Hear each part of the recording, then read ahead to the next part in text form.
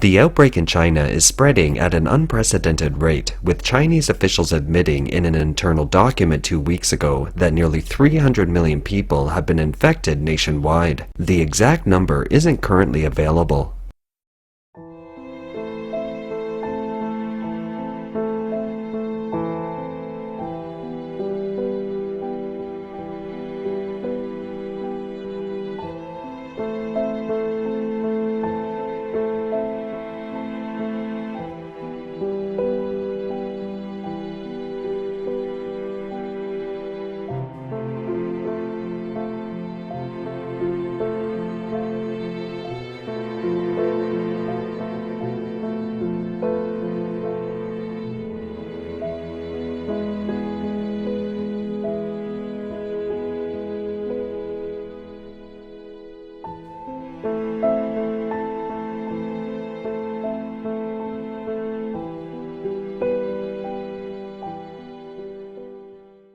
Very strong evidence suggests that there is a high mortality rate in this wave of the epidemic. Because of the restrictive rules of this platform, we cannot show images of hospitals in China where they are filled with bodies.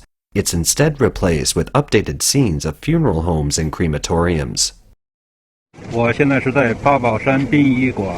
am now in line at Ba Baoshan Funeral Parlor to say goodbye to my aunt. Look, the funeral parlor's vehicles are lined up all the way to this end. And look, alas, it takes a week to get the ashes after sending the deceased here to be cremated. It's very sad.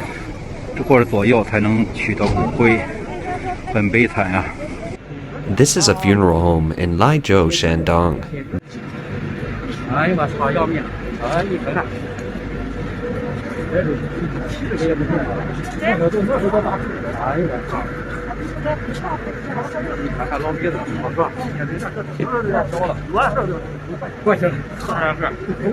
Here, a food freezer has been temporarily modified to store coffins.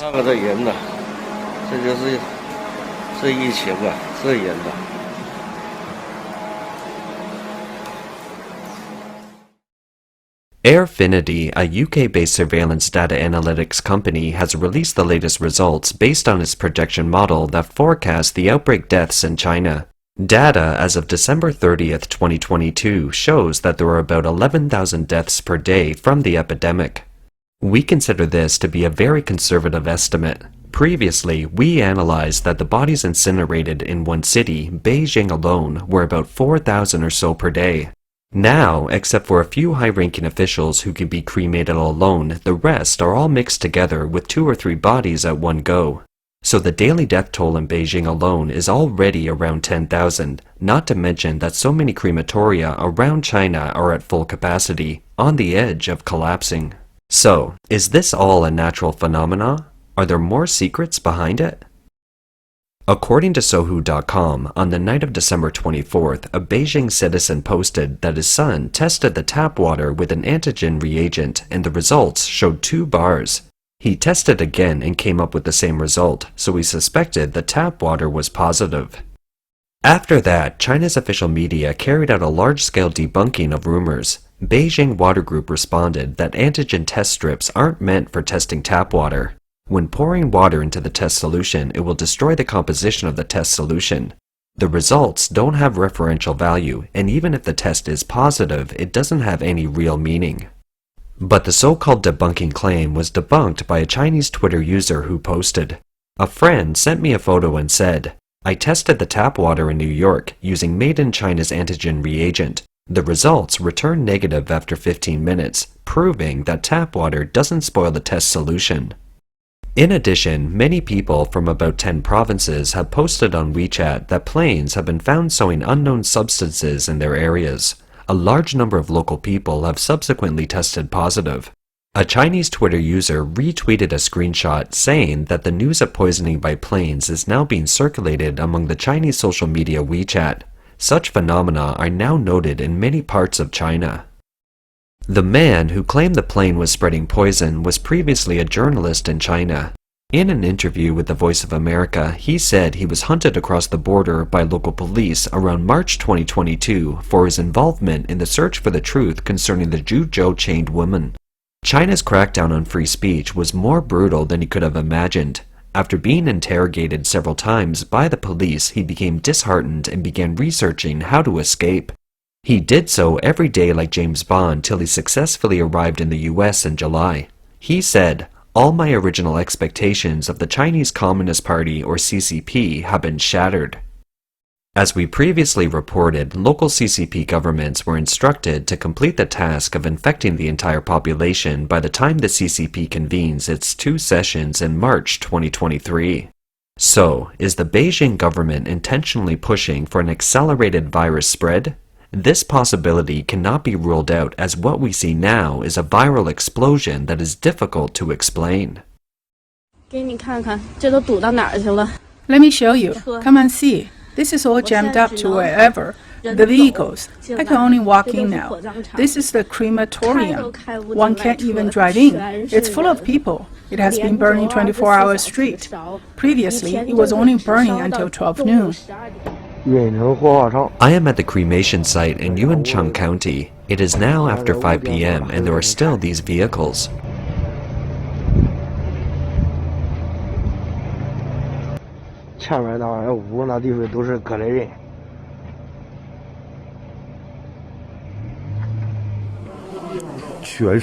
All coffins, everywhere,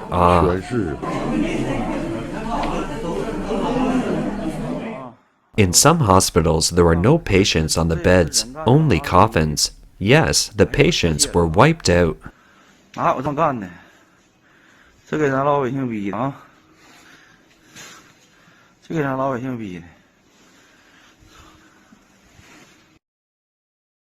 This is a funeral home in Hebei province, a long line of hearses and people wearing white late at night to see off their deceased loved ones. In the rural areas, because of the sudden increase in the number of deceased, residents in one village alone have to dig at least a dozen grave pits.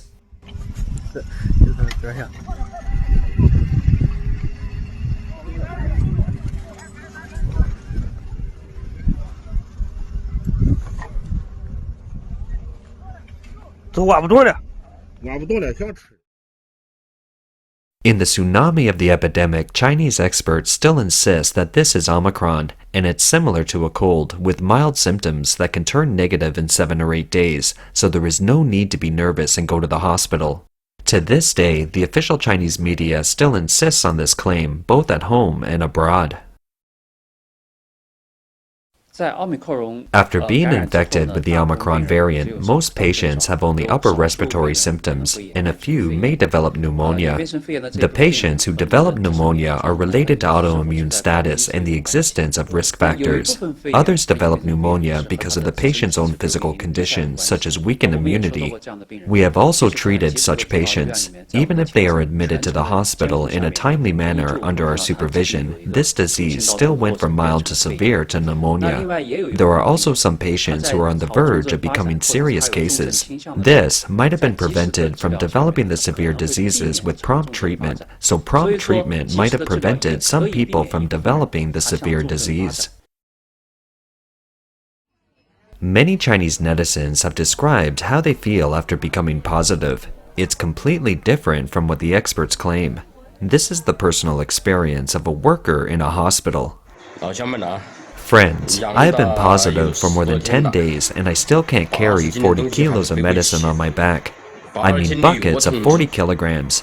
Inside are sterilizing and disinfecting liquids. I don't have the strength to carry them up a flight of stairs. I am out of breath, mainly because I can't catch my breath. These days, every day, we have to see off a few people who passed away. There are a few every day. We provide aftercare services to these families. We have to face a lot of anger, but there is nothing we can do.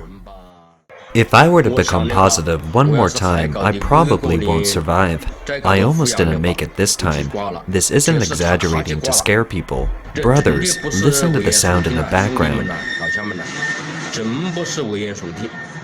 Do you hear it? It's another deceased person being dragged away. Oh, it's really disturbing. Who do you think is taking the elderly as cutting leaks? Let me tell you, not only the elderly, but many 40-year-olds and 50-year-olds have been taken away as well. So everyone must take care, okay? After getting this virus, the first 3 days are okay. The fever recedes after the first 3 days. Only then will you face a big problem.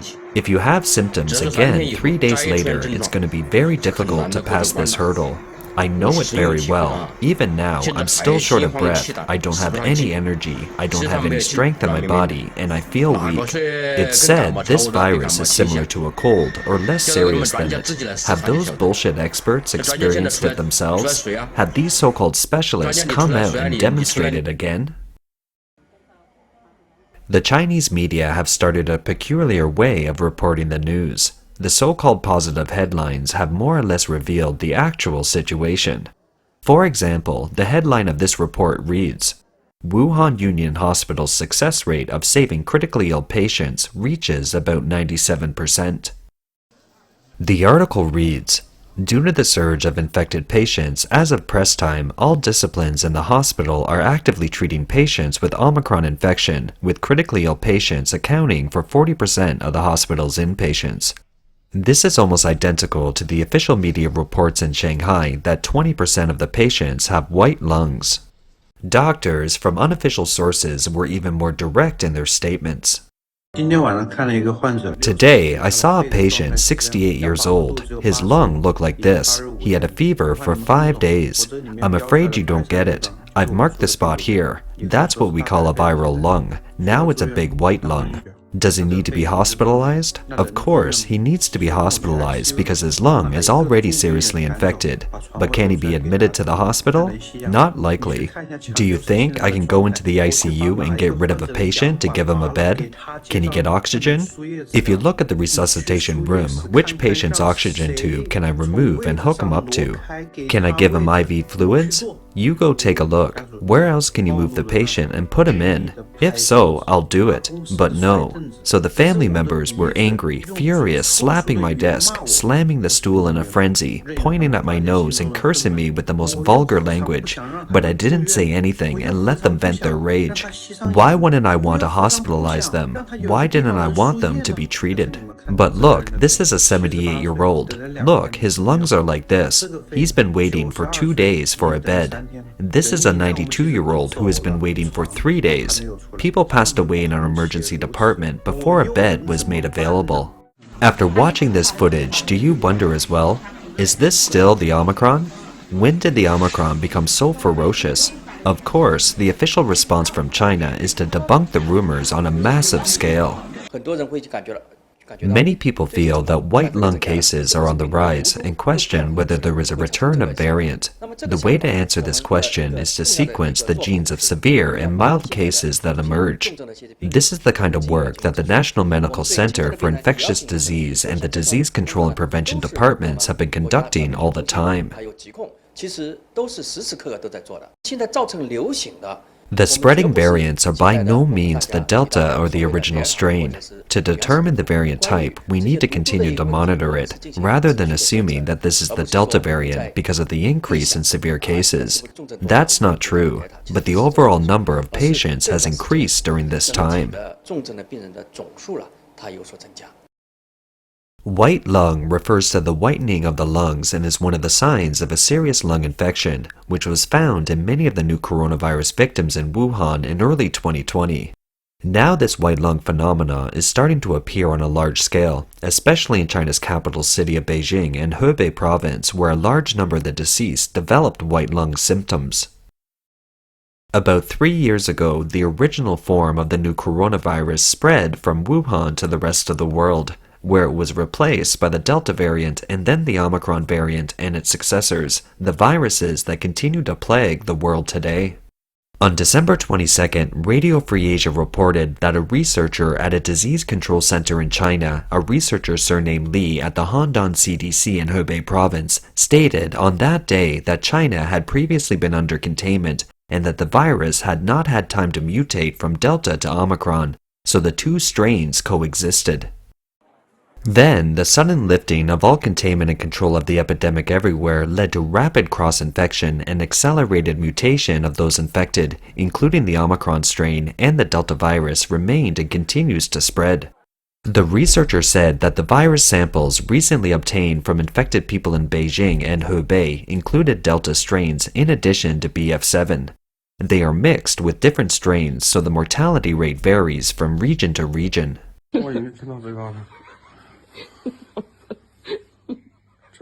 This is positive. How can this happen? How can this virus be so strange? The eyes are swollen like this.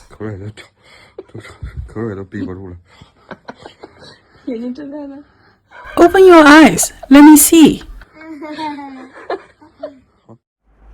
Countless Chinese people have experienced a nightmarish 3 years that was thought to be the end, but it turned out to be the beginning of an even bigger nightmare. In front of the media cameras, they smiled and spoke of their bitter feelings. How should I say this? In the past few years, even in the year when the pandemic was at its worst, life was not so difficult. This has been the worst possible year. Let me just say that to you. Many Chinese netizens sum up their journey through 2022 with one short sentence: they are still alive.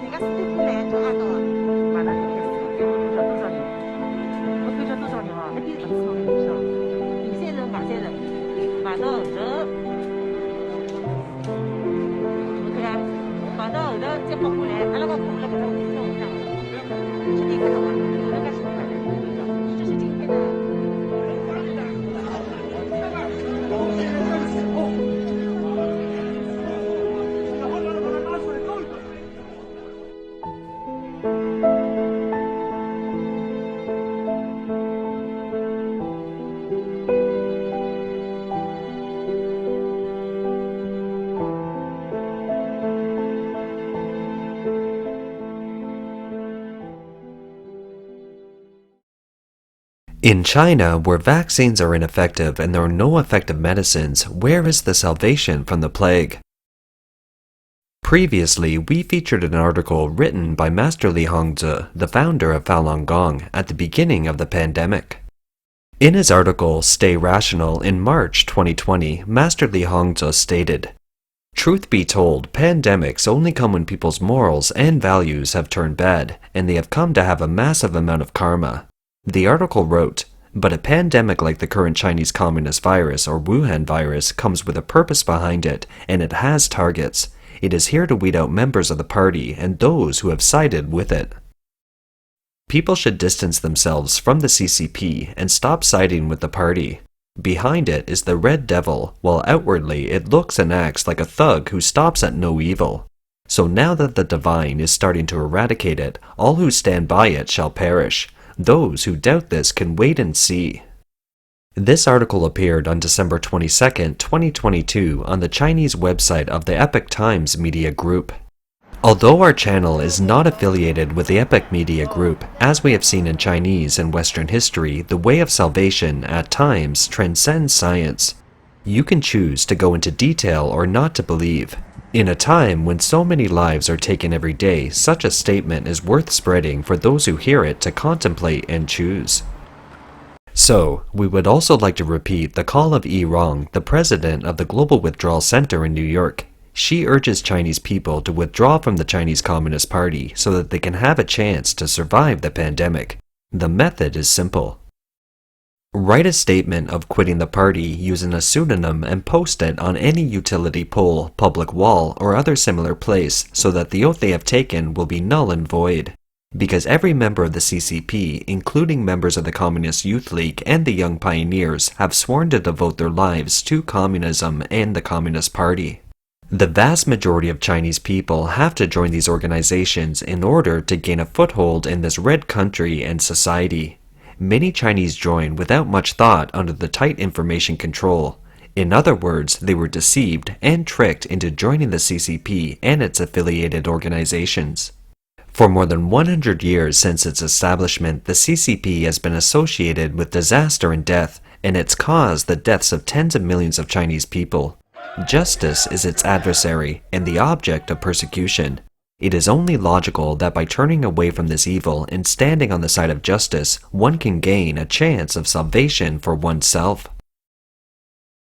There is no rush to counter it. In the face of priceless life, any voices that might enable one to survive are worth heeding. 爸中招了，爸没想到用这种方式给你做最后的道别。大概是前天症状出来的时候，爸想着你在上海工作忙，压力大，车贷、房贷、老婆孩子，所以爸也没跟你说，不想让你请假来回跑着花路费。谁知道今天半夜里突然病情加重，呼吸困难，胸闷呐，我感觉着我活不到天明了。我给你录这段录音，爸想给你做最后的交代。爸只要求你每年的清明节到爸爸坟上给爸爸烧几张纸，告诉我你和孩子过得健康幸福就行了。爸爸在九泉之下也能瞑目了。儿子，爸爱你，永别了，儿子，爸想你。